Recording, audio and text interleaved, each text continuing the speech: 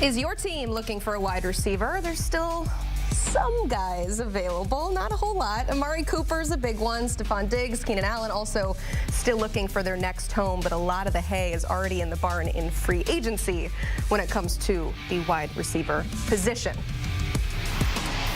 Not a ton left available, Mike Renner, but there are still a few guys. So what stands out to you about the available receivers in free agency? Well, it's that they're almost in the barn themselves. These guys are all over 30. I mean, there's a reason why these guys, one, have bounced around on a bunch of different teams over the last couple of years. All the names there, Keenan Allen, Stephon Diggs, Amari Cooper, all have moved spot to spot. It's because they're on their downhill slide of their careers. These are not #1 wide receivers in the NFL anymore the way they once were. They are borderline #2s. So if you're signing these guys, it's basically to get a vet in your building to help out young wide receivers. That's why you're pulling one of these names at this point. It's not to be a featured guy in the offense. There's really no young up-and-coming guys. We saw the DK Metcalf trade. T. Higgins is really the only one who could be available that if you're desperately in need of a wide receiver, you could maybe go make a play for him. But after that, there ain't a #1, there ain't a #2 out there on the market right now. Yeah, so those guys are looking for their next team, but there are still teams who are looking for their next wide receiver. Who are some of those wide receiver needy teams? Well, the Seattle Seahawks come to mind, obviously, after trading away DK Metcalf, losing Tyler Lockett. It's just Jackson Smith-Njigba, nobody else. New England Patriots, the team with the most cap space in the NFL. They have not made a play at wide receiver yet. They obviously drafted a couple last year. They're hoping for development from them, but I think their eyes are firmly set on this draft class as well. And then I think the Los Angeles Chargers, obviously, they're a run-heavy football team last year, but you saw outside of Ladd McConkey, there was nothing there. So all those teams on your screen right now, if they don't sign one of these vets, I firmly think first or second round, they're going to be drafting one. You said there are no young, up-and-coming wide receivers in the free agent market, but that is what the NFL draft is for. So if they don't address it in free agency, there's some great options in the draft, and you have ranked some wide receivers here for us, starting off with #1 and Travis Hunter. Man special. I mean, either way you want to play him, I think if you need a wide receiver, though, I'm playing him at wide receiver. He, to me, fits right in that top group that we saw from a year ago with guys like Marvin Harrison Jr., Malik Neighbors, Rome Odunze. He's that caliber prospect, in my opinion, and the fact is he hasn't been able to focus on offense. He had to play both. He had to be in insane shape. You get this guy a little bit stronger, let him focus on one side of the ball, he could be an elite #1 wide receiver in the NFL. After him, though, I think it's a good class. I think it's kind of gotten underrated. It ain't last year's class. Last year's class was different, but I think it's better than 2 years ago when we saw it was Jackson Smith-Njigba, Quentin Johnston, Jordan Addison. I think this crop is better, and I think there's more talent on to day 2. So I'm very much looking forward to seeing how it all shakes out. I think those 5 guys you saw up there on the screen, I think all 5 end up first-rounders when it's all said and done. Yeah, your #2 player, Tetairoa McMillan, I mean, you currently have him mocked to the Raiders at 6, so that's saying that you have multiple players going in the top 6 at that position. Yeah, I do think, wide receiver, it's traditionally been a position that, you can find second round, third round, and in this class specifically, there's a lot of defensive line talent, which is a position that not as much you can find in the second and third round.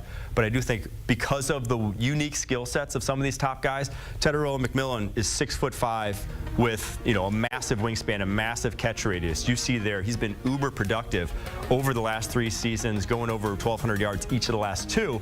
So when a guy's that productive, that moves the way he does with his kind of size, that's a guy that you don't find in the second or third round, right? If you want that big 6'5" wide receiver in the offense who's as fluid as he is, they don't go any later on. And then Luther Burden comes in at #3 for me, the Missouri wide receiver. He is electric with the ball in his hands. The comps to Deebo Samuel, I don't think are unfounded. He's that type of wide receiver. And again, you don't find a guy in the third round who you can feature in that sort of way. So if you want that skill set, I know the Denver Broncos are a team that I keep mocking them to because they could use that sort of skill set in their receiving core with the way Bo Nix wants to get it out. You won't find that in later rounds. And then Matthew Golden and Emeka Egbuka, they're more #2 type of wide receivers, but they are the 2 best route runners in this draft class. Those guys are ready-made #2 NFL wide receivers. And so, again, like I said, there's no free agent here coming to save these teams. All those teams that so desperately need it, they're going to be targeting one of those 2 guys at the back end in the first round, in my opinion. Somebody I want to point out on there, you mentioned real quick, Emeka Egbuka, somebody that maybe could have come out last year and still been a first-round talent. What did staying a year do to his draft stock? Well, he had those injuries back as a junior, and I think that's why he returned. And last year's class, again, was a much stronger class. And so even just via being healthy this past season, getting back to his sophomore year form where people forget he had almost as many yards as Marvin Harrison Jr. did as sophomore. They were on the same team. Obviously, Marvin Harrison Jr. got more attention that year, but he was putting up identical numbers to him because the dude's a talented wide receiver. So he came back, proved he could be fully healthy, proved that he could get through this season, gets into a weaker wide receiver class, and I firmly believe he's going to be a first-rounder come April 24th. Yeah, death, taxes, and Ohio State wide receivers. Yeah, coming in already. Seriously. Matthew Golden, where do you think that he could potentially go in this draft?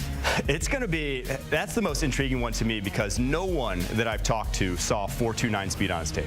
And again, he's a young ascending wide receiver. Sophomore year at Houston, he's their best wide receiver, doesn't get featured a ton in that offense for whatever reason.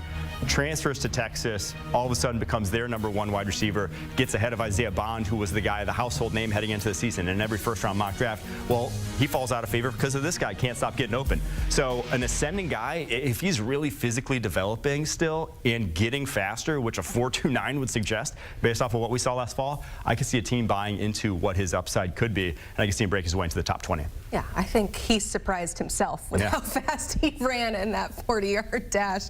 Mike Renner, thank you so much for talking some wide receivers here.